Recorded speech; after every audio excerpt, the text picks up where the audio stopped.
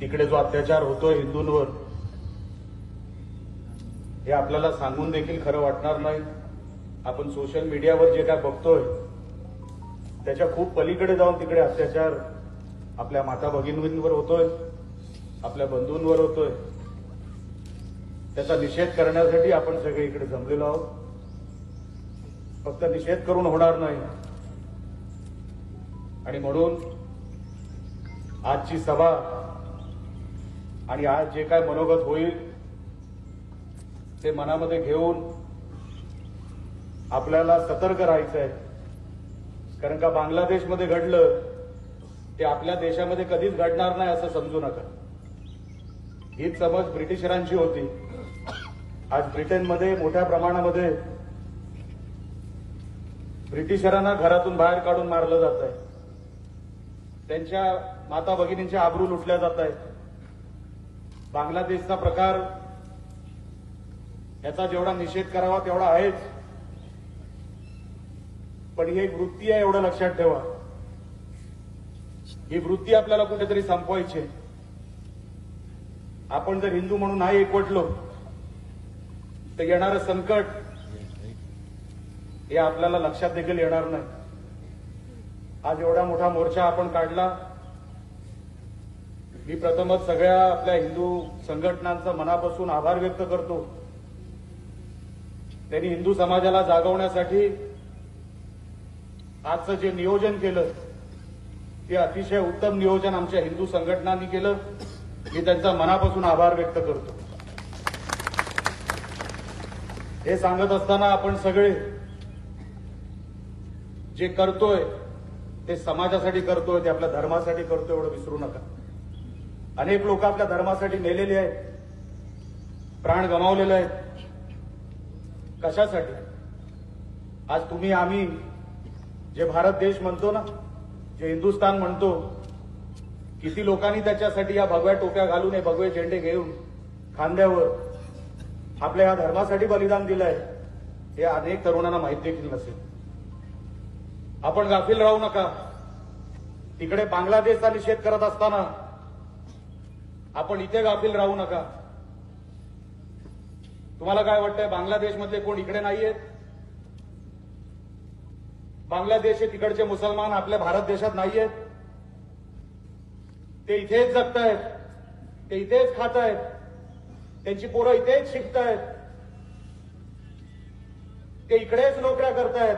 आता तुम्ही मला सांगा, हे असे आपल्याकडे राहून आपल्या देशाच्या विरोधात हे जर जाणार असतील तर अशा देशद्रोही लांड्यांना आपल्या या देशामध्ये राहण्याचा अधिकार आहे का नाही हे एकदा तुम्ही सांगून टाका. हे कधीपर्यंत आपण सहन करणार आहोत? अहो, आपण हिंदू सुसंस्कृत आहोत, पण आपल्याला तर छत्रपती शिवाजी महाराजांनी हे शिकवलंय, जसा शत्रू तसा मी. आणि म्हणून रावणाला मारायला रामाला जन्म घ्यावा लागला आणि कंसाला मारायला कृष्णाला जन्म घ्यावा लागला. तर जसा माझा शत्रू आहे ना तसाच आपल्या हिंदू समाजाला राहावं लागेल. आणि जर नाही राहिला तर काही इकडचा शिल्लक राहणार नाही. ते लोक रोज येत आहेत आपल्याकडे, ट्रेन भरून भरून येत आहेत, कुठल्या कुठल्या नेपाळच्या मार्गातून येत आहेत. आपण गाफील आहोत. अहो, एका हिंदूच्या मागे जर दोन मुसलमान उभे असतील तर त्यांच्या हातात शस्त्र आहेत. आपल्याकडे काय दांडे आहेत? आपण कोण आहोत? आपण शांती प्रिय लोक. ह्याचा अर्थच मला अजूनपर्यंत कळला नाही. समोर जर कोण अंगावर आला तर त्याला काय अगरबत्ती द्यायची? आता त्याला काहीतरी घडवायचंय म्हणून तो या देशात आलाय. बघा त्या लंडनची परिस्थिती, बघा अनेक देशांची परिस्थिती जिथे मुसलमान सर्वात जास्त आहेत. आज काय झालं त्या देशांचं? त्यांना त्यांचा कॅलिफेट बसवायचा आहे. तो कॅलिफेट बसवण्यासाठी ही सगळी धडपड आहे. अख्ख्या जगावर त्यांना त्यांचं जे काय धर्म आहे ना तो बसवायचा आहे. अख्ख्या जगावर आपण देश कुठे घेऊन बसलोय? एक बांगलादेश कुठे घेऊन बसलोय? एक लंडन आणि एक ब्रिटन कुठे घेऊन बसलोय? अख्ख्या जगावर त्यांना धर्म बसवायचा आहे. आणि तुम्ही आणि आम्ही फक्त देशावर आपली गल्ली सांभाळू शकत नाही, ते जगावर राज्य करण्याचा विचार करताय. आपण कुठे आहोत? अहो, चारी बाजूनी घेरलंय हिंदू समाजाला. एका मोर्चाने हे सगळं संपणार नाही. आमच्या ताई इकडे बोलल्या की हे सगळं चित्र समाधानकारक आहे, मुळेच नाही. ही सुरुवात आहे, लक्षात ठेवा. अजूनपर्यंत युद्ध संपलेलं नाही.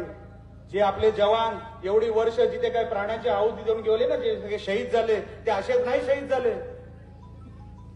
अहो, रोज चारी बाजूनी घेरलं जाते आपल्याला. आपल्याला काय माहित?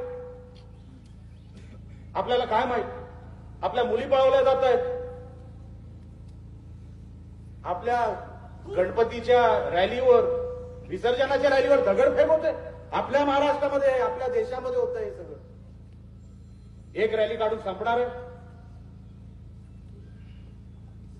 आपल्या गणपती, आपल्या रामनवमीच्या कार्यक्रमावर दगडफेक होते. हनुमान जयंतीच्या रॅलीवर दगडफेक होतोय. आपण कुठे आहे? बांगलादेशमधला हिंदू वाचवायचा ना, तो वाचू आपण. नरेंद्र मोदी साहेब आहेत त्याच्यासाठी. पण आपल्या या देशाची वाचवायची जबाबदारी पण आपल्या सगळ्यांवर आहे. गाफील राहू नका असे. अहो, बांगलादेशला आडवा करायला ना आपल्या मोदी साहेबांना 2 दिवस लागणार नाही. 48 तासामध्ये बांगलादेश आडवं करू.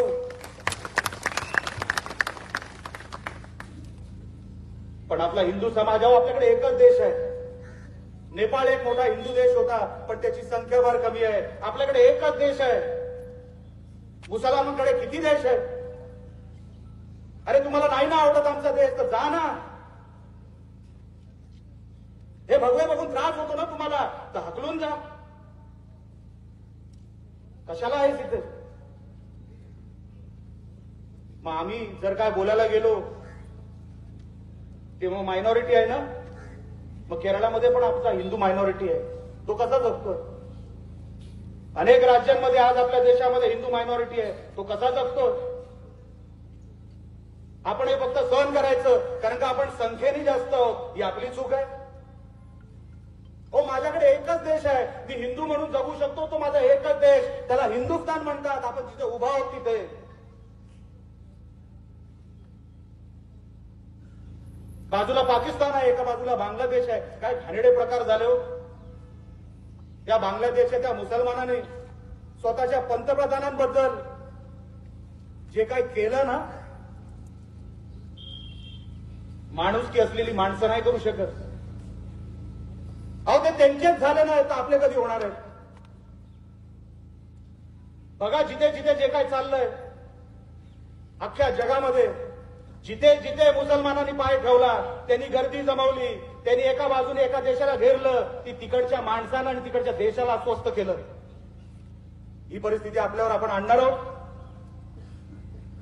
उद्या आपल्या माता भगिनी जर रस्त्यावरून चालत असतील तर आपण काय विचार करायचा? नाही, कोणतरी यांना पळवून नेईल कारण का ते संख्येने वाढतायत. आपली लहान लहान मुलं जेव्हा शाळेत जातील, अहो, आपण आज मंदिरांवर, आमच्या गणपतीच्या रॅलीवर, आमच्या हनुमान जयंतीच्या रॅलीवर दगड खातोय. आपण कुठल्या बांगलादेशच्या वार्ता करतोय? आपल्या हनुमान जयंतीच्या रॅलीवर जर दगडफेक होत असेल आणि आपण फक्त भाषणं ऐकून इकडे घरी जाणार असाल तर कशाला पाहिजे हे व्यासपीठ? हे भगवे झेंडे बघा, दिसायला कसे बरे वाटतात, पण ते फक्त हातामध्ये नसायला पाहिजे. ते रक्तात भगवे असले पाहिजे, तर त्या भगव्याचा फायदा आहे.